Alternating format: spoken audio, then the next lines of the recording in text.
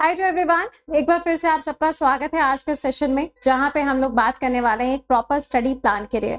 Study plans देखो सबसे best वाले वैसे तो वही होते हैं जो आप बनाते हो, जो आप अपने हिसाब से फॉलो कर सकते हो। आप अपनी कैपेसिटी कैपेबिलिटीज के हिसाब से अपना एक प्लानर खुद से बनाते हैं।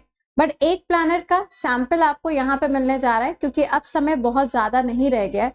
आप ये मान के चलिए अगस्त के मिड में या फिर अगस्त के एंड तक सीजीएल के जो एग्जाम्स की डेट है वो अनाउंस हो जाएंगी। अभी आपका स्टेनो होना है, स्टेनो के साथ में आपका फेस का एग्जाम होना है, उसके बाद में आपका सीधे सीजीएल का ही एग्जाम होना है। तो टाइम बहुत ज्यादा नहीं है, बट इस टाइम को प्रॉपर तरीके से हम कैसे यूज कर सकते हैं उसके बारे में आपसे यहाँ पे बात करने वाले हैं।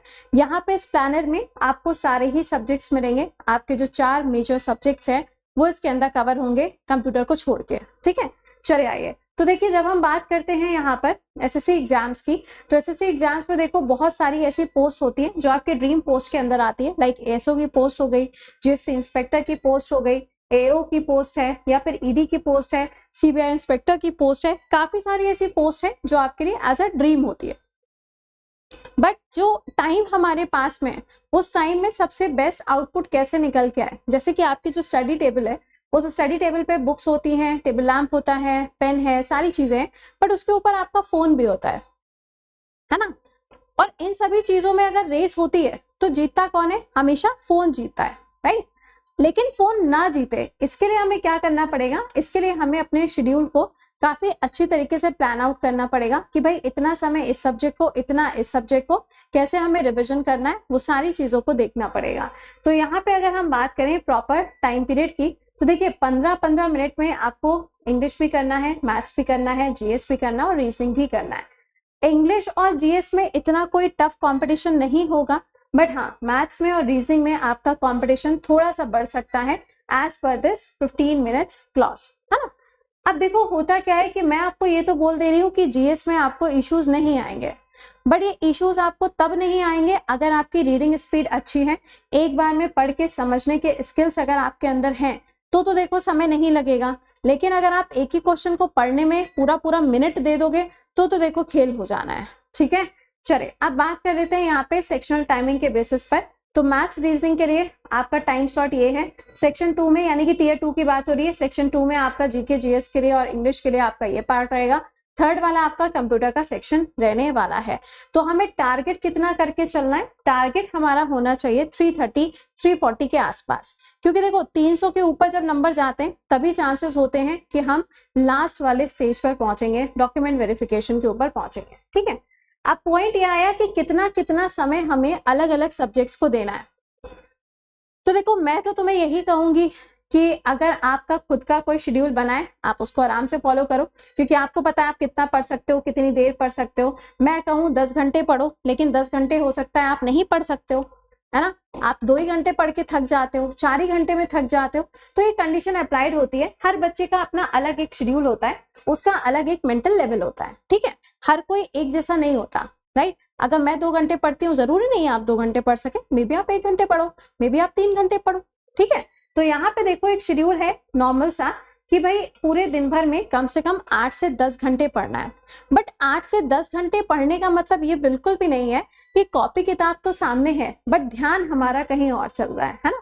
फिर वही वाला गाना बजेगा, तेरा ध्यान किधर है, तेरा हीरो इधर है, राइट। तो आपका ध्यान, कंसंट्रेशन जो है, उस प्रॉपर कंसंट्रेशन के साथ में अगर आप इतना समय दे पा रहे हो, इतना टाइम डेडिकेट कर पा रहे हो, तो this is much more sufficient time. आप इसमें कैसे डिवाइड करना है? इंग्लिश को 3 घंटे दे लो, मैथ्स को 2 से 3 घंटे, जीके जीएस को 2 घंटा और रीजनिंग को 1 से 2 घंटा। बट इसे हम चेंज कैसे कर सकते हैं?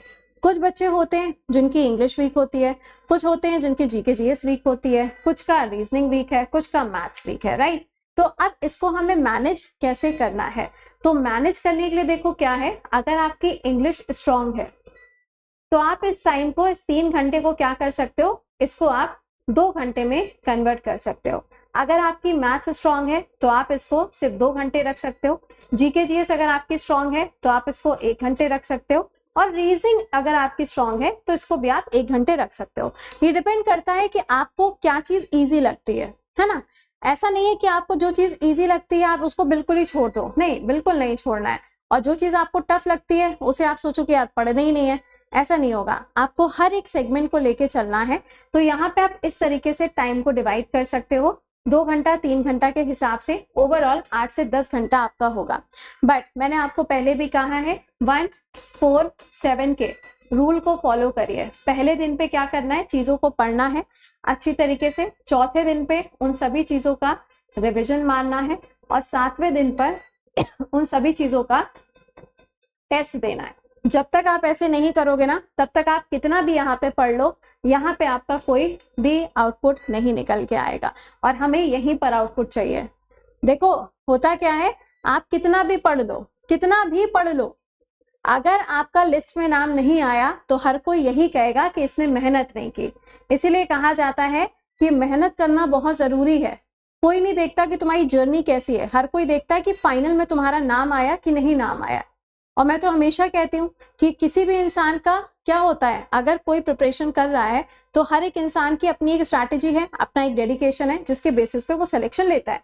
बट अगर वो चीज है ही नहीं तो कोई सेंस नहीं बनता, है ना, कोई मतलब नहीं बनता। हर एक इंसान को सब कुछ नहीं आता, लेकिन उस इंसान का ही वक्त आता है क्या, जब उसे सब कुछ आता है, यानी कि जब उसका फाइनल नाम आ जाता है तो सबको लगता है यार इसको सब आता है, इसको सब आता है।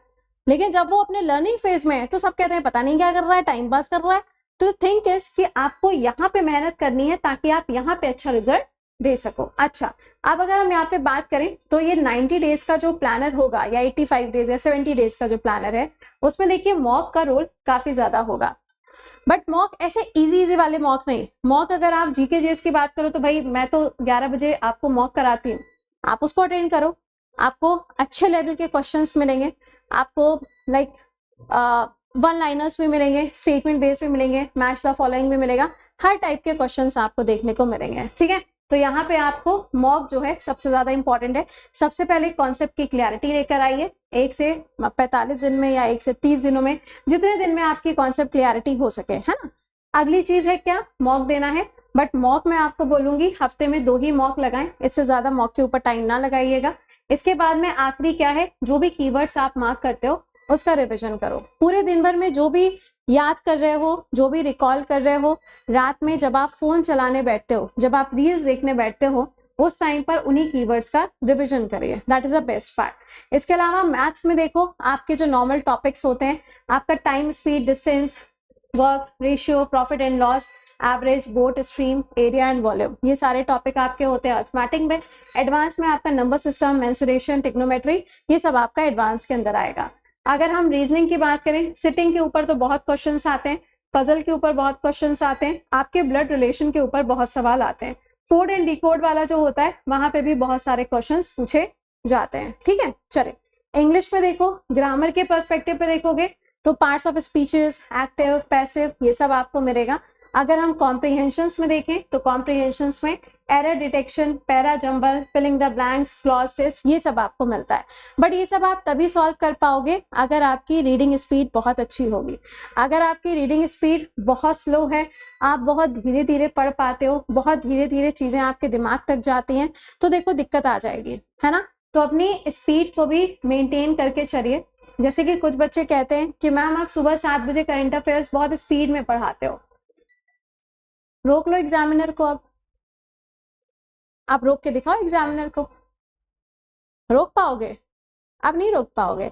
तो ये चीज तो मैं तुम्हें बहुत पहले से प्रैक्टिस करा रही हूँ। और देखना, अभी जब बच्चे पेपर देने जाएंगे, राइट, अप्रैल से जिन्होंने तैयारी शुरू की है या जो पिछले 1 साल से पढ़ाई कर रहे हैं, उनका देखना कोई भी सवाल छूटेगा नहीं। बच्चा सवाल छू के जरूर आएगा, मतलब रीड आउट करके जरूर आएगा। भले उसे आंसर ना आ रहा हो वो बात अलग है, बट वो क्वेश्चन छोड़कर नहीं आएगा।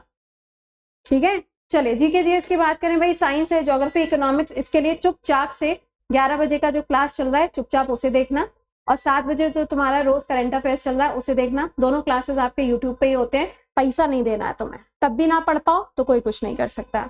ठीक है, चुपचाप इतना पढ़ लो, आके क्लासेस में सफिशिएंट है आपका। ठीक है, चलिए इसके अलावा मैं आपको सुपर पास के बारे में बता दूं। सुपर पास जो है ये आपका लॉन्च हो चुका है, जिसके अंदर इतने एग्जाम्स आपके कवर होते हैं, SSC, railway, banking, teaching, defence, ये सभी आपके स्टेट लेवल एग्जाम भी कवर होते हैं। इसमें आपका लाइव टेस्ट होता है, मॉक है, PYQ स्टडी मटेरियल्स है और आपका प्रैक्टिस क्वेश्चंस है। आप इसको अवेल कर सकते हो, 1 रुपए में आप डेमो ले सकते हो। 3 महीने के लिए, 6 महीने के लिए और 1 साल के लिए आप इसको परचेज कर सकते हैं विद अ कोड प्रति10। इस कोड के साथ में आप इसको अवेल कर पाओगे, ठीक है। बाकी आपका जो स्टडी टाइम टेबल है, अगर आपका बेस्ट वाला है तो वीडियो के नीचे लिखिएगा। हो सकता है किसी बच्चे को वो वाला भी टाइम टेबल पसंद आ जाए, इट डिपेंड्स, है ना। सबका अपना अलग क्राइटेरिया होता है, सब अपने हिसाब से पढ़ना चाहते हैं। किसी का टाइम टेबल कोई दूसरा नहीं समझ सकता है, लेकिन द थिंग इज कि आपको बता दिया है कि किस हिसाब से आपको कितना टाइम किस सब्जेक्ट को देना है, यही आपका एक की रोल प्ले करने वाला है। तो wish you a very good luck, अच्छे से पढ़ाई करिए। बाकी आपसे मुलाकात करेंगे क्लासेस में। टिल देन खुश रहिए, मुस्कुराते रहिए। Bye bye and take care to all.